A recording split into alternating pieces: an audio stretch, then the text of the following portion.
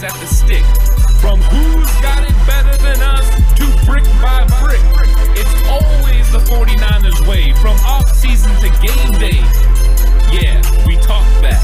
It's the 49ers Cutback.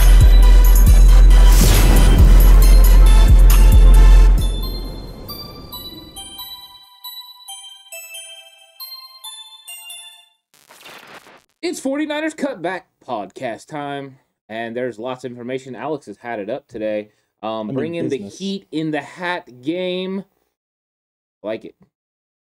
And now it's time to get serious, Ant, because we got lots of things to talk about. Over the top. Sylvester Stallone. It's like a switch. Party in the back, man. Look, we got to get into this. A lot of things to talk about. A lot of things to update you on, so make sure you hit the like button, hit the subscribe button. If you haven't already, welcome to the 2K Cutback crew now. Over 2,000 of you. Woo! Give yourselves a hand. Wonderful job. Absolutely incredible. Ant, though, enough celebrating. Enough getting excited about that kind of stuff, because there's concerning things on the horizon for the 49ers. There's concerns, issues, problems. Javon Kinlaw dealing with the knee stuff, been dealing with the knee stuff, and now the news, he may be having season-ending knee surgery. Yeah, this is frustrating. I think the way that they were talking about it before was like it was going to be something they were going to manage, and now it looks like they might manage this all the way till this is just the end of it for him. He could be done for the season. He might be out if he elects to have this surgery. He will be out for the rest of the season. And that is not good for the San Francisco 49ers interior defensive line. That's not good for Javon Kinlaw's development. But we'll see what ultimately happens with that interior defensive line. I would have loved to have had Maurice Hurst right about now. But Maurice Hurst is also hurt. Yep. So defensive line has been a strength for the 49ers as far as depth. We'll see how they overcome this. Jordan Willis is back, but that's an edge rusher. Yep. How will they handle this interior defensive line? I think what they really do lose is some athletic ability inside. I mean, they have some physical forces, as Zach Kerr, and they have DJ Jones. True. They can bring up Darion Daniels. True. What they lose is the quickness. So does this mean Armstead has to play more inside? Are they going to will Jordan Willis's role be intensified, and he will come up and play even more defensive end? We might be seeing Armstead play more 3-tech than we ever thought we were going to see this year. Very true. This is it's interesting, man. It's crazy to think that this is where we're at. And I know we jokingly made the comment right early in the season about how at some point when Jordan Willis comes back, someone's going to have to get hurt in this D-line group and have to go on IR potentially for maybe not the rest of the year, but go on IR to make room for him. And now it may be Kinlaw long term. The way the season has gone, this feels like if he was going to pull the trigger on this and get his knee right, then now would be the time. Even if this team rallies to make playoffs, which they 100% still can, and I expect them to do, Kinlaw being healthy is more important than Kinlaw playing right now. Kinlaw being able to be healthy for the next 6, 7, 8, 9, 10 years is more important than us shaving 3 years off of his career to get him going now, especially since he can't practice to the way we want. He's not developing the things that we want him to develop because he cannot participate in practice and work on the techniques and the skills that he needs to work on. It's a short-term sacrifice for hopefully long-term benefits for Kinlaw and for this team. And Armstead talked about this. He talked about how he was a guy who spent his first couple of seasons 2 and seasons 3, on injured reserve, getting healthy and getting back, and how frustrating that was. But that he knew that Kinlaw could get through this. He knew that he was going to come out of this a better person and a better player because he's been through tough things in his life already. This isn't even the hardest thing he's faced. Yeah, but I mean, right now it could be about recovery for Kinlaw. Either way, he's going to have to tackle this in a big way. Whether that is, recovering from surgery and getting back for next year, or if that is playing through this, whatever they decide.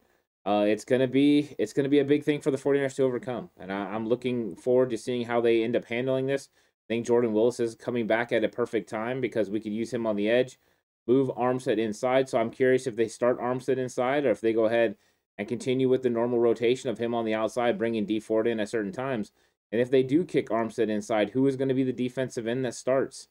In these base 4-3 downs, it won't be D Ford. It probably won't be Samson Ebukam. Will it be Arden Key? Will it be Jordan Willis? Now we got some questions about this defensive line a little bit if you have to shift, Armstead inside. I would guess they try to play a run defense still with Armstead on the outside play Kerr, DJ Jones, Darion Daniels, Kevin Givens, who's coming back, thank God.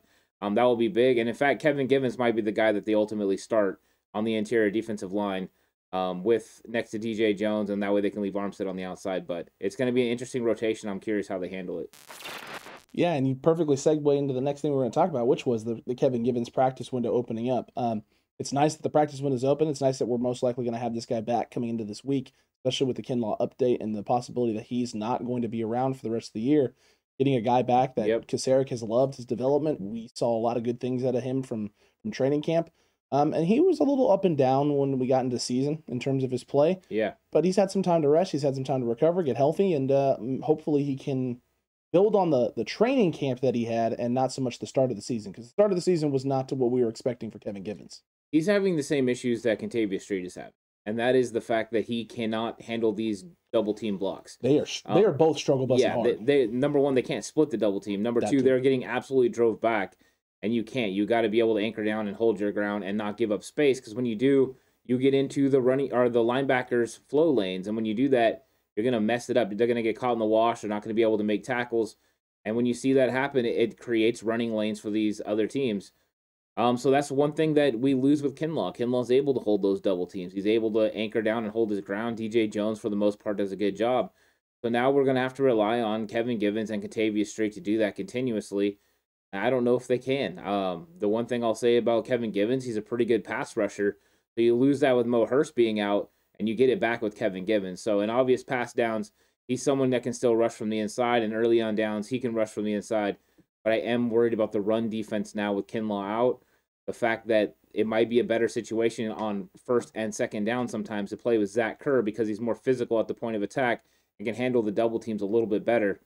But Kevin Givens is more dynamic. He's a way better guy that can move laterally and do those sort of things. But I think we are going to miss Hurst and Kinlaw. 100%, man. Those are big. They're big hits. And we saw it last week against the Colts. So you saw some of the interior stuff there and the problems. So hopefully Zach Kerr's role becomes a little more prominent. He continues to do well, because I thought he had phenomenal snaps when he was in there. We'll see what happens. There were some updates also on Dre Greenlaw as well as Jeff Wilson. Dre Greenlaw, not this week, but the hope is that next week the window opens up and he'll be back and practicing. Good news on Jeff Wilson. We kept hearing end of November, end of November, end of November, and you said it, Ant. He's saying end of November, hoping for better. The last 2 weeks apparently have been extremely promising, and Jeff Wilson now may be back in a couple of weeks, and he also gave him an outside chance for next week. That's big time. I mean, Jeff Wilson Jr. would be huge for this run game. The fact that you'd be able to go with him and Elijah Mitchell to carry the bulk of the load. Because right now you can tell Kyle Shanahan is leaning on Elijah Mitchell, leaning on the rookie to get these positive yards, and then really just bringing in JaMycal Hasty very sparingly. And JaMycal Hasty did not flash in this game. He did not have a great game. Now, he was just coming back from injury. Maybe he needs to get in the flow of things. But the running back room could use the spark that Jeff Wilson Jr. brings. Not only his great vision, but also his running style. He's very physical. He can break tackles. And also, he has enough speed to run the outside zone. But very experienced in this offense, so he understands where he's supposed to be, what reads he's supposed to make. And he can get vertical when he needs to. So he's going to be a nice addition. And as far as Dre Greenlaw goes, I can't wait. I can't wait to get Dre Greenlaw back out there. You couple him with the way Azeez has been playing and Fred Warner, and this front seven gets a lot better. And that means run fits get a lot better, which is going to be needed because they're going to have to make up for the loss of this interior defensive line. So your defensive line gets a little bit weakened, but your linebacker core comes back in a big way. So we got to get there. Arizona game is sounding a lot better as far as getting healthy in certain situations. But once again, we just can't get healthy at every single position. Just not going to be that way this year. No. We're going to have to overcome injuries. Let's see if they can do it. I think they can. It's one of those things where, yes, you're losing certain things in certain areas, but the defense still played at a fairly decent pace last week regardless. It was turnovers in bad situations that led to points for, the Colts. That's how they got a lot of their easy points, was great starting field position because of turnovers, whether that was the Jimmy pick, whether it was the Deebo fumble. All those things did not bode well in San Francisco's favor. You spotted them 14 points there. You lose the football game by 12. Don't do that. You win football game. It's pretty simple formula, right? Win the turnover battle and you're fine. So the 49ers can still be competitive despite the losses and do the things they need to do. It's just not going to be the knockdown, drag out blowouts that everyone wants from this team right now. Just not there yet. And offensively, it hasn't been all on the same page at one time, and defensively, similar sort of thing. So it's going to kind of continue that way. Hopefully, though, they do enough, right? Enough things. I talked about this yesterday, and I said this yesterday. We're not looking for 4 full quarters right now from this football team. They haven't come anywhere close to it. But what we would like is a consistent 2 quarters in a row. And then if you have some lapses there in the third, okay, put it back together in the fourth. Make progress, take strides, take the next step as an organization, as a team on the field in terms of your performance. Don't keep going through long spells. Don't dig yourself into holes. Let's find a new way to lose a football game. And a new way to lose a football game. I liked what we were doing early in the season in terms of, whether that was the turnaround lates in the football game, giving yourself opportunities, losing by a score. I know this week it was 2 scores. It really was truly 1 until the pick late in that football game. The 49ers can definitely get this thing done and turn this thing around in a hurry. And they're going to need to, because there's a lot of DMPs. There was a lot of DMPs at practice. There's a lot of guys out. You have Azeez and D Ford still dealing with concussion protocol. And so they're not available, not doing stuff right now. First, obviously, we talked about with the knee. Kinlaw, obviously, with the knee. Deebo Samuel, the surprise with the calf. Trent Williams still dealing with the ankle as well as the elbow. Jaquiski Tart, that we talked about a little bit yesterday, dealing with the knee, and he's going to be missing a few weeks. And then limited in practice was Marcel Harris with the thumb still, and Trey Lance obviously with the knee. A lot of guys on that injury report, Ant. The Deebo calf one, though, does that concern you at all? I think it's concerning anytime Deebo has anything, just because we've seen over the years that, he has a hamstring or whatever, and it ends up lingering or causing an issue. I am a little bit more comfortable with it being a calf compared to a hamstring, just because that seems to be a sensitive area for him in the past. He went through walkthroughs, before practice, so that is a good sign. Even though he didn't participate in practice, he was out there giving it, a go a little bit, testing it out. With him, I'm more of a wait and see, but I'd be more concerned if it was a hamstring. But I do have some concern about that. The ones I really have a lot of concern about is D Ford and Azeez Al-Shaiir, because when you're in concussion protocol, you just don't know how long it's going to take to get out of concussion protocol. Accurate. So we don't know where these guys are going to be. And, D Ford, I really want him on the field, but I think as terms of who we need more, it's Azeez. Because without Azeez, this linebacker core is pretty weakened. And it's bombed out and depleted. Yeah, Chappelle would say. We would definitely need somebody to step up. I mean, you're talking about Marcel Harrison now. What, Flanagan Foles playing linebacker? An elevation of Nathan Jerry off the practice squad. It's not a good situation for the 49ers. So we need Azeez out there. So hopefully these guys are able to clear concussion protocol. I mean, in the same regard, if they're not healthy, they're just not. You don't want them out there. So. It's one of those things where we really need those guys out there. But I am concerned about those guys. I'm concerned, I would say, a little bit about Deebo. I'm going to wait and see as this week goes. If he's not practicing, my concern level will continue to elevate the same way it's done with other players. But right now, Kyle Shanahan said he's optimistic that he's going to play on Sunday, so I'm going to kind of roll with that. Yeah, he's optimistic for that. He's optimistic for Trent as well. Those are just 2 guys and 2 names that it concerns you. Deebo has been the heart and soul of this offense, and really the only consistent performer through 7 weeks of the season. I mean, it's just the reality of what's going on with the 49ers offense. So the fact and the notion that Deebo may miss time or may not be 100% is terrifying. It's a terrifying prospect. Because Kyle went on to talk about a little bit yesterday, more on Brandon Ayuk and people asking him questions and him being honest that, he's just not back to where he was last year. That's concerning, and we've seen it consistently. Now, this last game, it was a little more promising. He did seem to win a little bit more than I've seen him win in the past, which is great news for Brandon and great news for this team. And maybe he's slowly getting himself there. But yeah, I mean, it's not been the year that everyone predicted that Brandon Ayuk was going to have. Thank goodness Deebo Samuel has stepped up in the way that he has. And hopefully, Ant, right, he's good to go. Next week, hopefully you get George Kittle back into the fold with this group. And now your offense is getting closer and closer to being, well, as close to 100% as it can be without having Raheem Mostert on the field. I think that is a huge statement, though. The fact that they say he's not back, which would mean that he's taken a step back from last year. So it wasn't that he was staying the same. It's that in their eyes, he took a step back. That is a huge statement overall. It's not good. That's not good. That kind of gives you. Is that a blem? It's definitely frustration. And I think Collinsworth was kind of alluding to that in the telecast, talking about, they know how good he can be, but yeah, I think that Brandon Ayuk's, play, I thought in this game, though, he did have moments where he got open. There were situations he could have got the ball for big plays. Mm-hmm. I did like the way Kyle got him the ball in the reverse and try to get him, acclimated with the offense. I think that's something you have to do. You have to work him in early, whether it's a screen or reverse, something, a quick slant, force him the ball, whatever you have to do to get him, excited about the game. It seems like that is something that he needs to be. He needs to be triggered that way. But once again, there's just a lot of storylines surrounding this team, and it's unfortunate because I'd really like it to get quiet so these guys can just focus on football and not have as much going on, whether that is about play or about injuries. We need this kind of just to relax a little bit. But in the same regard, if you look over at the injury report for the Bears, theirs is just as long as ours. They got a lot of limited in practices this week. They had one big, major, huge DNP in Khalil Mack, and you maybe go, oh, it was a veteran rest day. No, it was a foot. So he is actually dealing with something right now. I don't expect, I was trying to read through a couple different things. I don't think anyone expects him to miss. No, I don't think so But either. they don't expect him to be 100% going into this weekend, which is... Who's 100%? Never. No one is ever. So, but this is what I mean, right?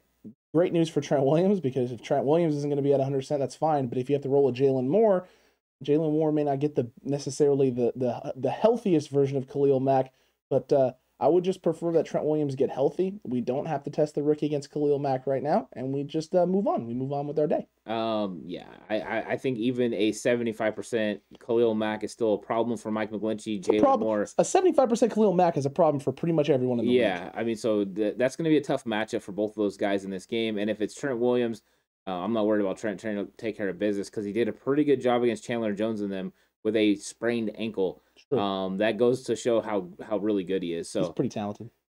Definitely. So yeah, this is going to be an interesting week. It's going to be an extremely interesting week, and it wouldn't be interesting 49ers week or just with anything, anything 49ers related, unless there was rumors and drama and lots of things being stirred up and people asking silly, stupid questions during press conferences, and there was plenty of them yesterday. There were tons. There were tons of them. But the one that really started to irk Kyle Shanahan was the reports coming out of whatever that dude's name is, Vickersham of ESPN. Ironically enough, it is a sham of a book. He goes on to talk about it in his book, and we didn't talk about this yesterday, and I saw a lot of people in the comments section during the video going, hey, we could have give up Jimmy for a second. I can't believe we didn't do that. Like, Kyle, what a bum. Like, all these guys bums. And I remember reading the excerpt from the book and seeing in there an unnamed personnel, front office personnel for the New England Patriots, and an unnamed, basically 49ers front office personnel had a discussion about Jimmy for a second. And I remember reading that and being like, okay, he didn't name either source. There's no discussion about Kyle Shanahan knowing about it. And there's no statement in this book about how they took that information to Kyle Shanahan. Kyle Shanahan immediately called Bill Belichick, and then they discussed this possibility of a trade scenario. None of that was in the book. None of that information is there. And Kyle clarified as to why that is, Ant. That's because it was never on the table. And if it were ever on the table, he said he would have picked up the phone and called the head coach. Because I don't know if you all remember, when the deal for Jimmy Garoppolo was going on, that's what happened. There was a phone conversation between Lynch and Kyle with Bill about pick for Jimmy, because Bill's the GM as well as the head coach. So there's no actual trade discussions with the Patriots unless Bill Belichick is on the line, because he's going to make the call. I'm glad we waited. You should always wait. You should always wait to let the full story come out, because you don't know what is true. And we only know that Kyle Shanahan is saying this is completely false. We have a reporter that is saying this is completely true. There are no leaks that come out of San Francisco. So my first thought is, yeah, this is probably false. But that's why we waited to listen to see what was going to be said. Now I'll say this, just on the regards, because I've seen a lot of people talking about like, oh, you can't turn down a second-round pick. If you don't turn down a second-round pick, would everyone been okay with right now? I mean, Trey Lance was hurt. Would everyone be okay with this being Nate Sudfeld or Josh Rosen being the one that was the starting quarterback for the San Francisco 49ers? We weren't okay with Mullins and Beathard, but we'd have been rolling with that. That would have been the quarterback room. It would have been Trey Lance, Nate Sudfeld, and Josh Rosen would have been the 49ers quarterback room, And if Trey Lance got hurt, which he started one game and he got hurt, you would have had Study or you would have had Rosen playing. So remember that when you're thinking about, yes, the value for Jimmy Garoppolo too sounds wonderful. In fact, I mean, I think most people would love to get that. But in the same regard, you have to make sure you have a competitive football team. They weren't ready to throw this season away. They weren't ready to turn it over to Trey because they thought Trey needed experience, Trey needed to get better, and they didn't want Trey to get hurt. They didn't want to, ruin his growth. Remember, in the same way that Kyle Shanahan was successful with RG3, he also saw the toll it took on RG3 playing as a rookie quarterback and having to put the weight of the team on him. They were 3-6. They finished 10-6, and that's because RG3 figured out how to play football, which is great, but it also ruined his career because he was never the same after that. And so he knows about growth. They see how these players need to grow. And he's being and he got mad in this press conference as well about them asking the same things about Trey Lance. And he keeps answering the same way. When Trey is ready, he'll be the quarterback. When Trey is ready, when Trey is healthy. I can't give you an answer to that because Trey's not healthy right now. Right. So why do you keep asking? Yes. If you want to ask me if he's healthy, great. And once the answer is yes, and you want to ask the question, then ask it, right? But until he's healthy, why are you asking? Because that's all they want to talk about. That's all they care about, too. Yeah. And I mean, right, it started off, too, the line of questioning started off weird, too, because he had a question, Ant, but it was totally different, right? And he wanted to know about whether or not his wife was interested and whether or not Trey Lance is going to get in and start. There's a difference between these two scenarios. That the person asking said question is negating and forgetting about.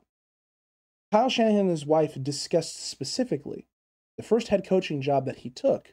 He wanted to go somewhere that had an established quarterback. Because he didn't want to have to try and find that and build the team around to get a guy in, teach him the system. You don't want that. You want a guy in there who's established, who already knows what he's doing, which is why the Kirk Cousins thing was so big for Kyle, right? Get Kirk in. He knows my system. I've worked with him. I understand. He knows. I don't have to teach a quarterback my scheme. I got one already. It doesn't end up working out. It doesn't end up happening. They make the trade for Jimmy Garoppolo. And his wife's so interested because that was a focal point for the decision he made, and he chose to go to San Francisco despite there not being that guy in place, that quarterback in place. So why is my wife so interested in Jimmy Garoppolo playing? Well, because we traded picks and capital to get a guy in here who could be the franchise quarterback. Guess what? That guy's still here. When you draft Trey Lance, is she concerned about when Trey's playing? No. Most rational people, like right here on this podcast, when you made the move for Trey, you roll with Jimmy this year, you let Trey develop and get ready, and then we worry about Trey Lance next year because that's the most logical thing right now, especially with when all of the talking point all year was, hey, Jed, can we pay Jimmy Garoppolo the 25, 26 million, whatever it is that we're supposed to be paying him for this season and keep him around so that way we have a quarterback for this year and then we worry about whatever we do next year? Oh, yeah, guys, sounds great. All right, cool, sweet. We're going to move up and go get Trey Lance. All right, see you later. Those conversations are happening, and they're talking about those conversations openly, and these people still don't get it. Well, the thing was, though, right, when they were coming out with those conversations, the big talking point was Jimmy Garoppolo is going to make $25 million sitting on the bench. And me and you both knew that there was absolutely no way he was going to be sitting on the bench. And that if he felt he was going to be sitting on the bench, he would have been pushing to be traded out of San Francisco. Get me out of here. Let me go somewhere else. Let me go somewhere else where I can, go compete for a spot. And there were teams that would have been interested in getting him. I think the Houston Texans would have been interested in getting him for the right price because, they look at the situation that they're in now. They're playing a young quarterback who is making huge mistakes. And it's not that he's not talented. And taking a beating. Oh, of course. Every rookie quarterback in the league right now is taking a beating. And it's for one specific reason, Ant. All of them, it's the same problem. They don't understand NFL defenses. They don't know where to go with the football. They don't get the football out on time. Wait, you're telling me there's a difference between college and NFL defense? It's freaking crazy, man. It's crazy. Just put in Central Florida's offense. It'll be fine. Coastal Carolinas, bro. You just run it. It's all good. Look, it's funny because I went on yesterday with the Barroom Sports Talk the Bears. And I've watched a little bit of their stuff leading into it, and I know how frustrated they are with Matt Nagy. And I told you pre-show today, I've been watching Bears film. I don't know, man. I don't know if Matt Nagy's doing that bad of a job. Now, I haven't watched film of Trubisky. Right? I haven't watched all 22 film of the Mitchell Trubisky, the end years there in Chicago and what was going on.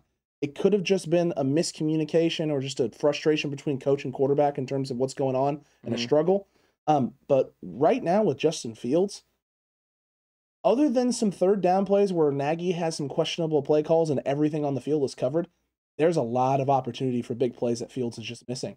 And he's missing it because he doesn't understand what he's seeing. He doesn't know where to go with the football. He's not properly reading the field. And even when he is reading the field, he's second guessing and not getting the ball out on time. Yeah. And now it's a broken up pass, or it's a catch and a guy getting tackled at the sticks. Instead of catch, he's got 5 yards, could break a tackle and get 20 yards downfield and make a big play. Rookie quarterbacks, this is what happens. You don't always necessarily trust your eyes. You don't always necessarily know where you're supposed to be going with the football, where you're supposed to be looking, right? You can get told 1,000 times, hey, this coverage, when we're running this scheme right here, we're looking at 1, 2, 3. You don't got it, get rid of it, right? Or in Fields' case, probably 1, 2, get it's out 1, of 2, there. go. Yeah, 1, 2, go, or 1, 2, throw it 100%. away, right?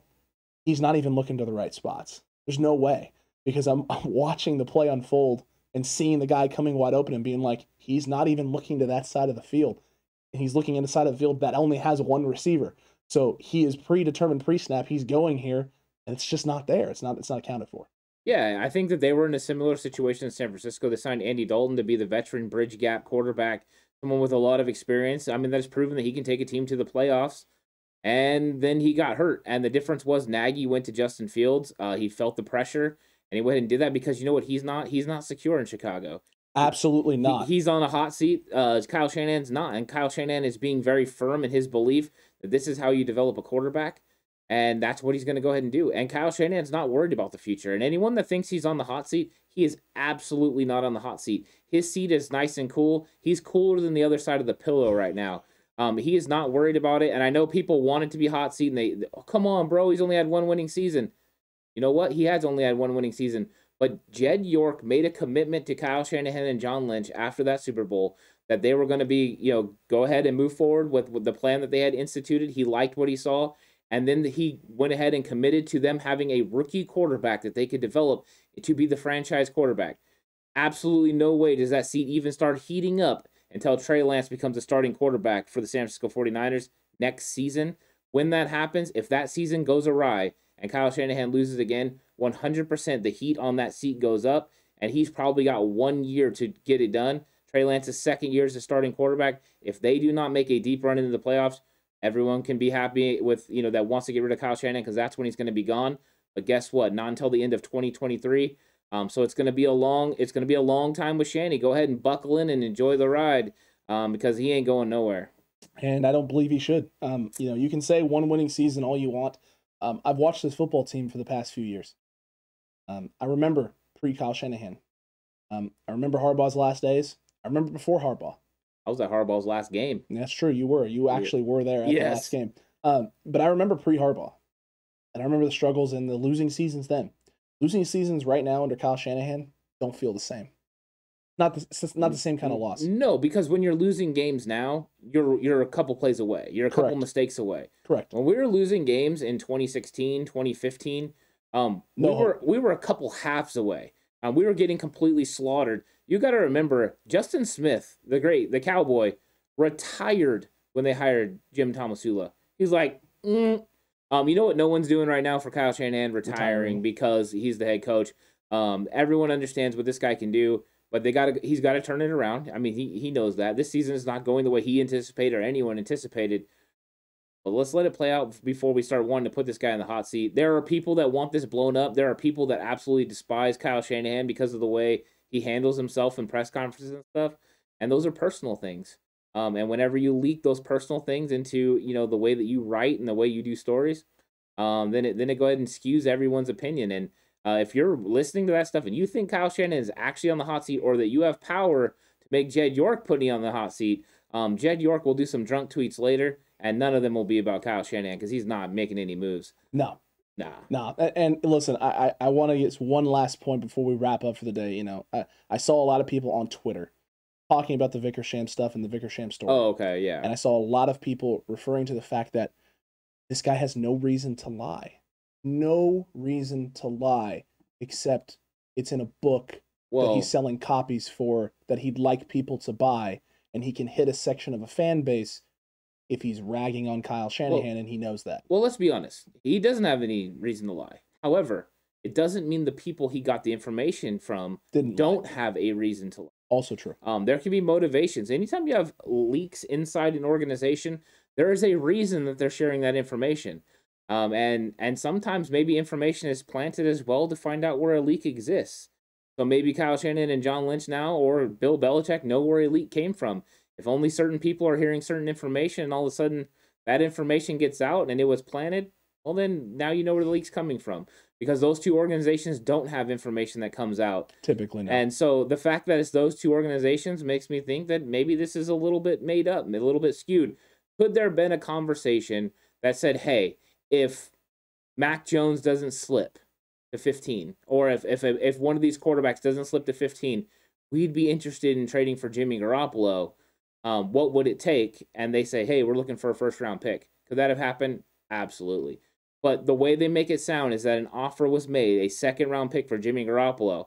And I don't think that's the case, because John Lynch and Kyle Shanahan have said many times before, when deals have been, put out there, offers have been made, they've been pretty clear that they've heard them. And let's remember, Kyle Shanahan could turn that into a positive for Jimmy Garoppolo. He could use this story as a positive if it was true. We believed in Jimmy so much, we weren't willing to give a second-round pick to send him to New England. He could do that right now and show his confidence for his quarterback. The story's not true. It's just not. It doesn't mean that Vickersham is wrong. It just means the information he got from somebody is skewed or wrong, and those people might have motivations to make it that way. Maybe, but if you're willing to put it in a book that's supposed to be factually accurate, and you didn't do your due diligence, I have no reason to believe anything else you have to say. Ignorance is bliss. It may be bliss, Ant, but for me, I just know I don't have to spend any money reading anything that you ever write ever again. What you need to read for? Reading's for yeller bellies. It's always for the yeller bellies. Look, Cutback crew, a lot of interesting things going on in 49ers land. Lots of fun stuff to talk about. Not as long-winded today as yesterday's, but quick, concise, to the point. Nice little elongated episode. Let us know what you thought about everything down below. You worried about Kinlaw? You worried now about Deebo Samuel? Do you disagree with us on the Vickersham book? This guy wouldn't lie. There's no reason for him to lie, and not at all whatsoever. He's telling the truth. Kyle Shanahan's the liar, and he needs to go. Let us know in the comment section down below. And while you're down there commenting away, don't forget to like, don't forget to subscribe, hit that notification bell, and join us over on Patreon for all 22 film breakdowns.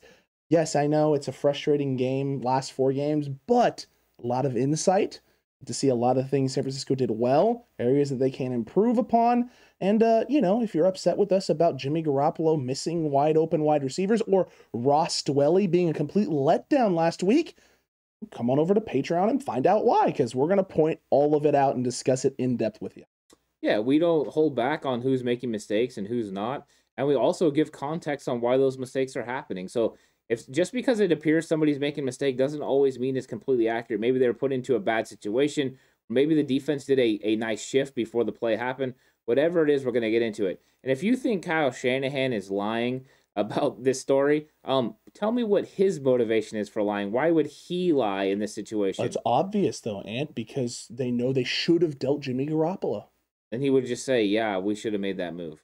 To me, Kyle's too matter of fact for that. He's like, oh, well, yeah, the deal was made. It didn't work out for us. We thought Jimmy was the guy this year. Like, okay.